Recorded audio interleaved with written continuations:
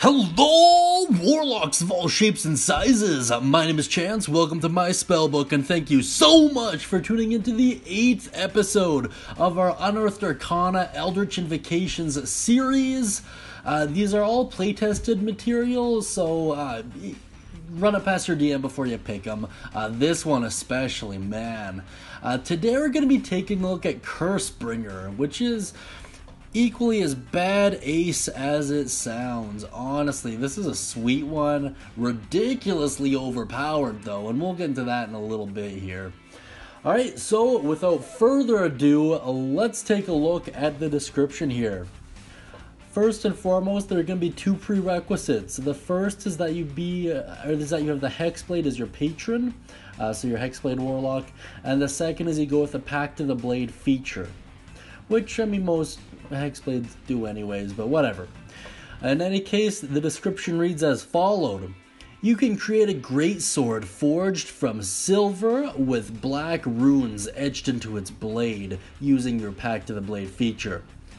If you reduced a target cursed by your Hexblade's curse to 0 hit points with this sword, you can immediately change the target of the curse to a different creature.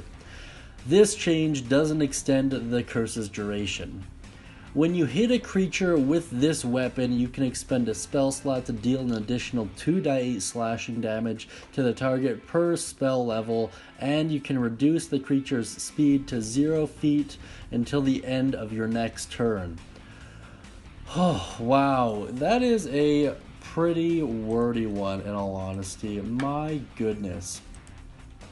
So, this is actually very similar to one of our other videos we've done in the past. So, I mean, all of these kind of, I don't really know how to describe them, but all like the super OP'd weapons, they all kind of share a lot of the same similarities. The one we covered previously was Claw of Akmar, which is equally as overpowered for pretty much the same reasons. That being said, let's take a look at the overview here and break it down just a little bit more. Okay, so essentially it reads as followed. You gain a greatsword as your pact weapon. Upon killing a creature affected by your Hexblade's curse, you can relocate the curse to a new target. When you hit, you can use a spell slot to deal 2d8 slashing damage per spell slot level, and reduce the creature speed to 0. Alright, there's a decent amount here that makes it absolutely broken.